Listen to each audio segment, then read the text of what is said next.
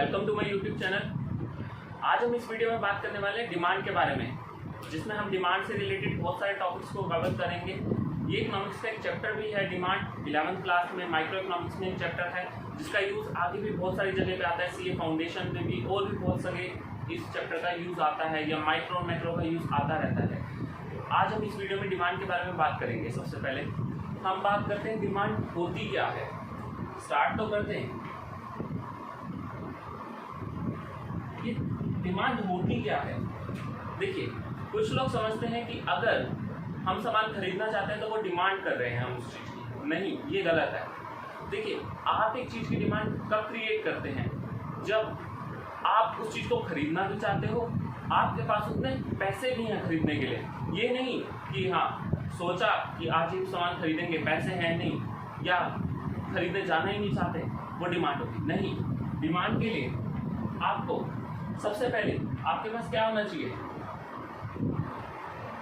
उतने पैसे होने चाहिए जिससे आप डिमांड क्रिएट कर पाओ। दूसरा, डिजायर भी होनी चाहिए। ये नहीं, देखो पैसे तो बहुत लोगों के पास हैं, पर अगर वो सामान खरीदना नहीं चाहते पर्टिकुलर क्वांटिटी किसी चीज़ की, तो तब वो डिमांड क्रिएट नहीं करते। तो डिमांड के लिए आपके पास पैसे भी होने चाहिए और उस सामान को खरीदने की इच्छा भी होनी चाहिए आपकी, तभी जाके आप डिमांड क्रिएट करते हैं। चलिए, इसके साथ एक और चीज़ भी ऐड कर देनी चाहिए। ये थर्ड चीज़, ये कहीं लिखी नहीं हुई, इसका मतलब है आप एक्चुअल में उसे खरीदने भी जा रहे हो, उस प्रोडक्ट को खरीदने भी जा रहे हो, तब जाके आप एक चीज़ की डिमांड करोगे। तो पैसे भी हैं, खरीदना भी चाहते हो, खरीदने जा भी रहे हो, तब जाके एक प्रोडक्ट की डिमांड क्रिएट होती है। तो ये तो है डिमांड। इसी के साथ एक ऐड करते हैं वर्ड क्वांटिटी।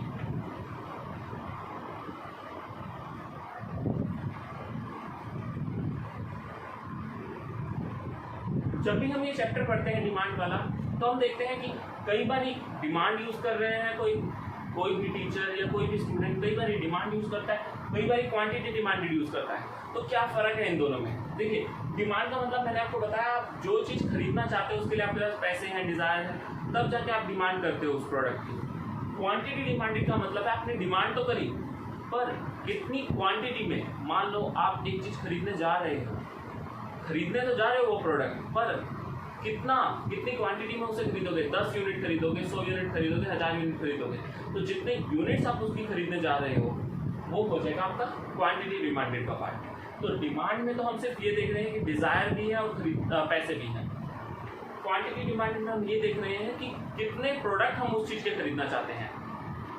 तो ये था डिमांड और क्वांटिटी डिमांडेड में डिफरेंस भी और उनके मीनिंग भी।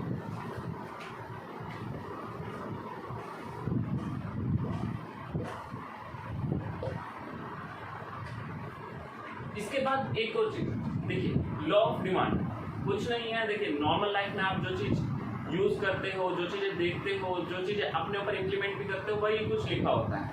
लॉ ऑफ डिमांड,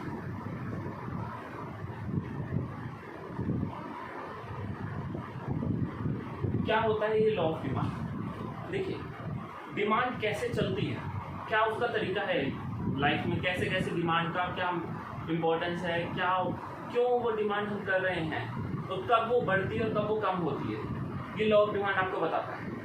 नॉर्मली जो आप गुड्स खरीदते हो, नॉर्मल गुड्स, अगर उनका प्राइस बढ़ रहा है, कभी भी हम कोई सामान खरीदने जा रहे हैं, अगर उसका प्राइस बढ़ जाएगा तो हम उसकी डिमांड कम कर देते हैं। तो ये वही चीज़ कह रहा है, अगर प्राइस इंक्रीज होता है देन डिमांड कम हो जाती है। अगर प्राइस बढ़ रहा है तो डिमांड कम हो जाएगी। यही कहता है लॉ ऑफ डिमांड कि इनवर्स रिलेशनशिप है प्राइस और क्वांटिटी डिमांडेड। अगर प्राइस बढ़ जाएगा तो उसकी क्वांटिटी डिमांडेड आप कम कर दोगे। अगर मैगी का प्राइस आज अगर 12 रुपये है और वो कल की डेट में 20 रुपये हो जाता है, तो लोग मैगी खरीदेंगे तो सही, पर क्वांटिटी डिमांडेड, कितनी क्वांटिटी में खरीद रहे थे वो कम कर देंगे। ये क्यों कह रहे हैं? Law of demand. मैंने बोला नॉर्मल गुड के केस में, जो नॉर्मली गुड्स परचेज किए जाते हैं मार्केट में। अब कुछ तो होते हैं ना इसके अपोजिट, जैसे exception to law of demand क्या होती है, क्या कहना चाहता है? देखिए, ग्रिफिन गुड्स, यहाँ लिखा हुआ है ग्रिफिन गुड्स।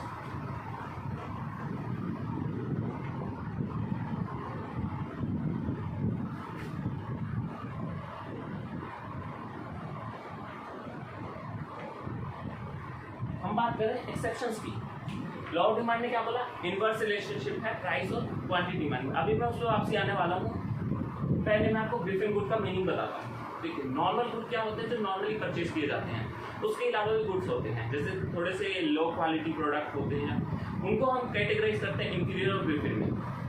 क्या होते हैं, जो भी जिनकी क्वालिटी खराब होती है, थोड़ी सी बैड क्वालिटी प्रोडक्ट जिसे मैं बोल सकता हूँ, वो सारे होते हैं आपके ग्रिफिन गुड।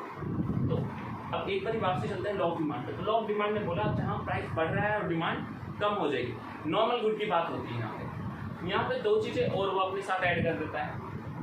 क्या कि जो आप प्रोडक्ट खरीद रहे हो ना, उसकी जो आप प्रोडक्ट अभी खरीद रहे हो, ये नहीं प्राइस के अलावा और भी चीज़ों में फ़र्क आ गया। जैसे एक कंज्यूमर की इनकम बढ़ गई, अगर इनकम बढ़ जाएगी तो उसको क्या फ़र्क पड़ रहा है प्राइस से। मैं एग्जांपल लेता हूँ कि आज की डेट में अगर मैं 50,000 रुपये कमा रहा हूँ, मेरी इनकम 50,000 से बढ़ के 1 लाख हो गई और मैगी का प्राइस बढ़ के 12 से 20 हो गया। या किसी और महंगे प्रोडक्ट का ले लेते हैं, मान लो मैं एक शर्ट खरीदता हूँ 10,000 की, उसका प्राइस 10,000 से 15,000 हो गया, मेरी इनकम अगर 50,000 से 1 लाख हो गई ना, तो मेरे को इस चीज़ से फ़र्क नहीं पड़ेगा कि उसका प्राइस कितना बढ़ रहा है। बहुत ज़्यादा बढ़ेगा तब तो थोड़ी दिक्कत है, पर जैसे मैंने एग्जांपल दिया कि 10 से अगर 15 हो गया तो मेरे को इतनी दिक्कत नहीं आएगी। इसलिए उसने बोला है बहुत सारी चीज़ें यहाँ पे ना कांस्टेंट रहने वाली है। क्या है बहुत सारी चीज़ें, जैसे इनकम, एक कंज्यूमर की इनकम यहाँ पे कांस्टेंट रहेगी। फर्क किस पे आना चाहिए, सिर्फ और सिर्फ प्राइस पे।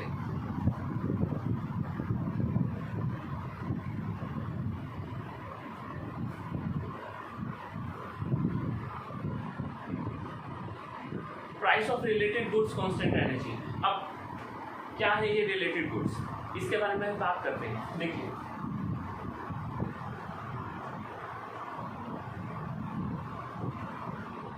नाम लिखा हुआ है रिलेटेड। रिलेटेड का मतलब आपस में इनका कुछ रिलेशन होगा, दूसरे से पहले पे फर्क पड़ेगा या पहले से दूसरे पे फर्क पड़ेगा। जैसे कि यहाँ पे मैंने इन्हें 2 पार्ट्स में डिवाइड कर दिया। सबसे पहले है सब्स्टिट्यूट, फिर है कॉम्प्लीमेंट्री।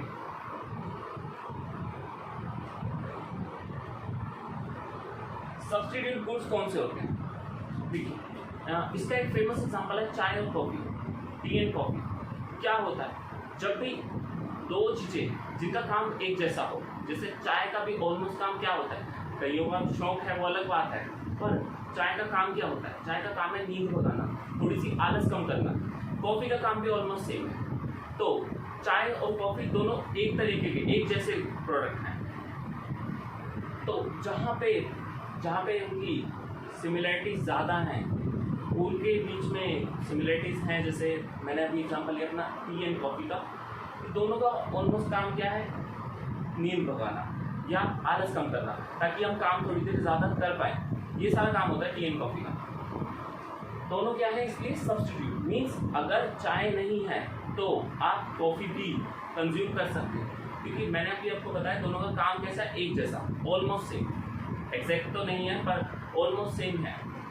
इसलिए मैंने क्या बोला, सब्स्टिट्यूट गुड्स वो गुड्स हैं जिनका नेचर्स बहुत सारे सिमिलर होते हैं। नेचर्स में फीचर्स बोल दीजिए, आप कैरेक्टरिस्टिक्स बोल दीजिए, बहुत सारी एक जैसी होती हैं। तो अगर आपके पास एक नहीं है तो दूसरा यूज़ कर सकते हो। यहाँ पे मैंने बोला प्राइस ऑफ रिलेटेड गुड्स। अगर जैसे यहाँ पे चाय के प्राइस अगर बढ़ गए तो क्या करोगे, लोग चाय को खरीदना कम कर देंगे और कॉफ़ी की डिमांड बढ़ा देंगे।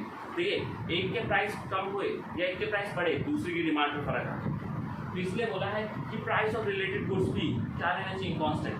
मान लो अगर चाय का बिजनेस है मेरा, कॉफ़ी वालों के प्राइस कम हो गए, कॉफ़ी के प्राइस कम होते ही मेरे को क्या फ़र्क पड़ेगा, मेरी डिमांड भी कम हो जाएगी। क्यों, क्योंकि लोग ज़्यादा से ज़्यादा कॉफ़ी कंज्यूम करेंगे। देखो हर किसी को फ़र्क पड़ता है अपनी इनकम, वो चाहते हैं कि कम से कम स्पेंड करें। इसलिए अगर कॉफ़ी के प्राइस कम होते हैं तो लोग चाहेंगे चाय की बजाय कॉफ़ी पी लो। बहुत लोग चाय से, टी से कॉफ़ी की तरफ शिफ्ट कर देंगे। इसलिए सब्स्टिट्यूट इसका पार्ट है रिलेटेड। रिलेटेड मतलब एक दूसरे से फ़र्क पड़ रहा है। जैसे अभी कॉफ़ी की वजह से चाय में फ़र्क पड़ गया, कॉफ़ी के प्राइस बढ़े तो चाय की डिमांड बढ़ गई, कॉफ़ी के प्राइस कम हुए तो चाय की डिमांड कम हो जाएगी। रीज़न मैंने अभी आपको बताई है। दूसरा आता है कॉम्प्लीमेंट्री। कॉम्प्लीमेंट्री गुड्स कौन से होते हैं, कॉम्प्लीमेंट्री का सिंपल टर्म से मीनिंग है जो दोनों एक साथ यूज किए जाए, एक की वजह से दूसरे में फर्क पड़ने वाले हैं यहाँ पे। कैसे? एग्जाम्पल लेते हैं पेन एंड इंक। आज की डेट में देखो इंक कोई नहीं डलवाता पेन में, पर कुछ आते हैं जो हम पहले यूज भी कर चुके हैं, जिसमें आगे कलम होती है, उसमें इंक डाली जाती है।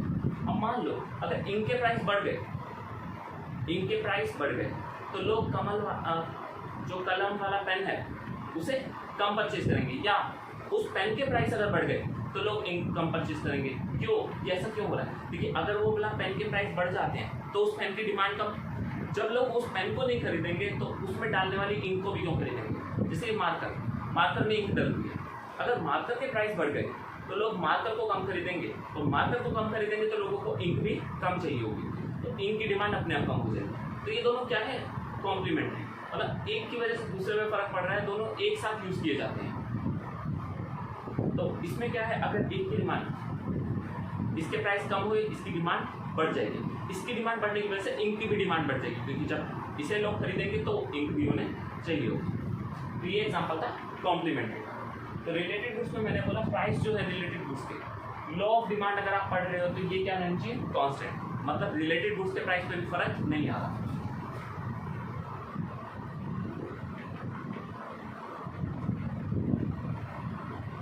Test and preferences, taste and preferences भी कांस्टेंट रहनी चाहिए। मींस देखिए कई बार क्या होता है, आपको कोई चीज़ पसंद आ गई तो आप उसकी डिमांड अपने आप क्रिएट करना चालू कर देते हो। अगर आपके टेस्ट एंड प्रेफरेंसेस उस प्रोडक्ट के फेवर में चले गए, फेवर में जाते ही आप उसकी डिमांड बढ़ा दोगे, इसलिए ये भी क्या रहना चाहिए? कांस्टेंट। क्योंकि कई बार क्या होता है, जैसे आप लोगों को पता है एक बार अगर चाय की आपको आदत पड़ गई, मैं एग्जाम्पल लेता हूँ कि चाय आजकल लोगों को बहुत पसंद आती है, चाय की अगर आदत पड़ गई, आदत पड़ने की वजह से क्या होगा, अगर उसके प्राइस बढ़ भी देना तब भी लोग चाय को कंज्यूम करना चाहेंगे। इसके एग्जाम्पल्स बहुत सारे लिए जा सकते हैं जहाँ पे आपको हैबिट पड़ जाती है उस प्रोडक्ट की, इसलिए टेस्ट एंड प्रेफरेंसेस भी क्या रहना चाहिए? कांस्टेंट। और फोर्थ आता है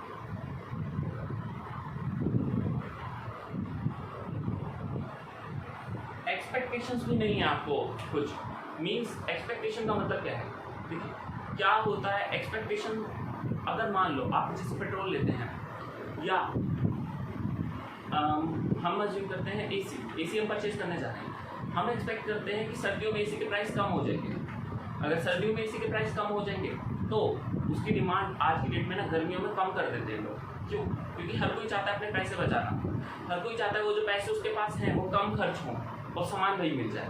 तो अगर एसी के प्राइस मेरे को लग रहा है फ्यूचर में गिरने वाले हैं, तो मैं आज उसकी डिमांड क्या कर दूंगा? कम कर दूंगा। अगर फ्यूचर में मेरे को लगता है प्राइस कम होंगे तो आज उसकी डिमांड भी कम हो जाती है, और अगर मेरे को लग रहा है फ्यूचर में प्राइस बढ़ने वाले हैं तो आज उसकी डिमांड बढ़ जाएगी। तो एक्सपेक्टेशन भी बहुत फर्क डालती है डिमांड पे। तो लॉ ऑफ डिमांड ने बोला सिर्फ और सिर्फ प्राइस पे फर्क पड़ेगा, ये जो बाकी चीज़ें इन पर फर्क नहीं पड़ेगा। तो लॉ ऑफ डिमांड ने बोला प्राइस और डिमांड में इन्वर्स रिलेशनशिप होगा, और वो तभी होगा जब ये सारी चीज़ें क्या रहेंगी? कांस्टेंट। ठीक है, तो ये लॉ ऑफ डिमांड का है। अब लॉ ऑफ डिमांड के कुछ एक्सेप्शंस हैं, जैसे एक तो मैंने आपका नाम लिखा हुआ है ग्रिफिन गुड्स। मैंने अभी आपको बताया ग्रिफिन गुड्स कौन से होते हैं? जिनकी क्वालिटी थोड़ी सी खराब होती है।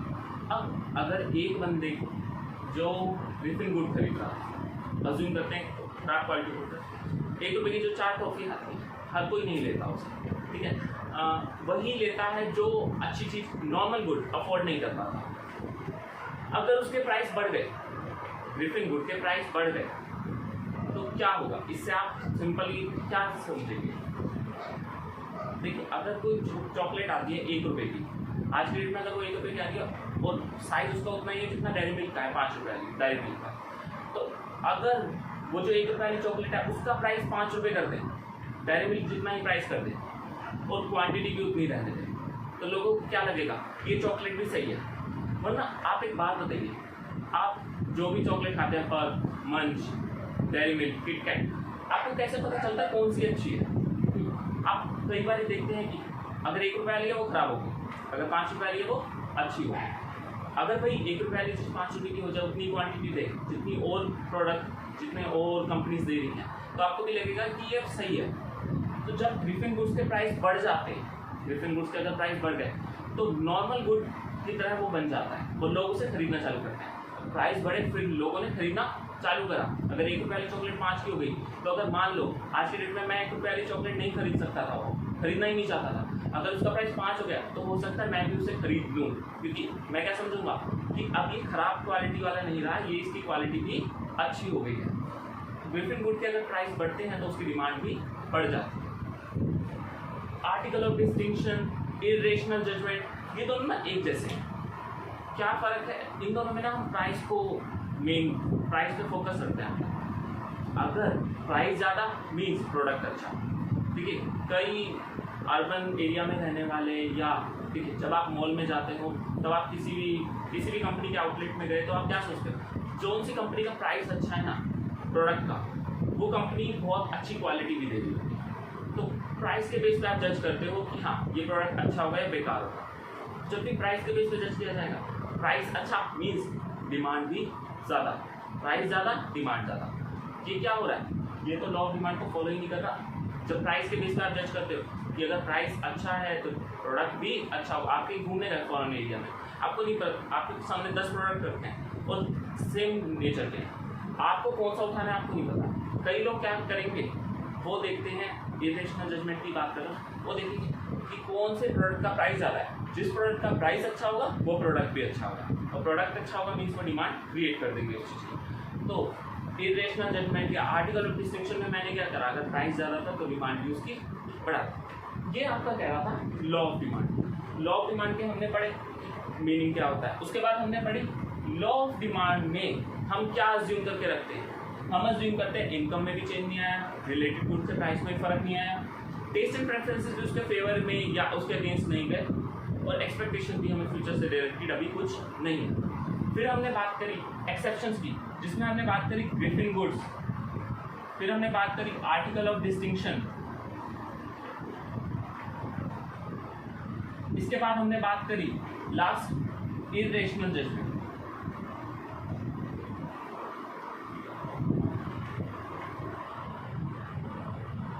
क्या था यहाँ पे, देखिए यहाँ पे तो ग्रिफिन वुड अभी मैंने आपको मीनिंग बताया था, तो खराब क्वालिटी। यहाँ पे मैंने बोलता प्राइस से रिलेटेड लोग जज करते हैं। देखिए गलत है वो जजमेंट एक तरीके से। रेशनल का मतलब क्या होता है, सही तरीके से अच्छे तरीके से जज करना। इरेशनल का मतलब क्या होता है, थोड़ी सी उसमें कमी है।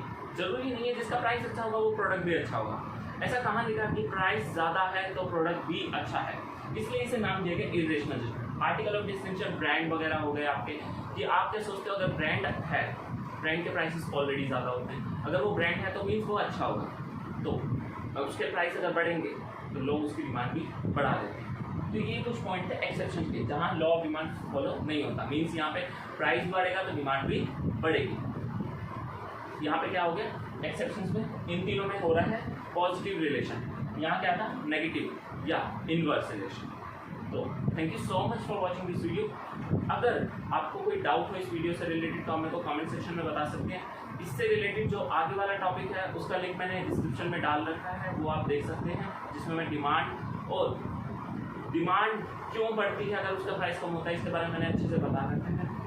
वीडियो पसंद आएगा तो लाइक कर देना, चैनल को सब्सक्राइब कर दीजिए, बेल आइकन को दबा दीजिए, आपको लेटेस्ट वीडियो से रिलेटेड अपडेट्स मिलते रहेंगे।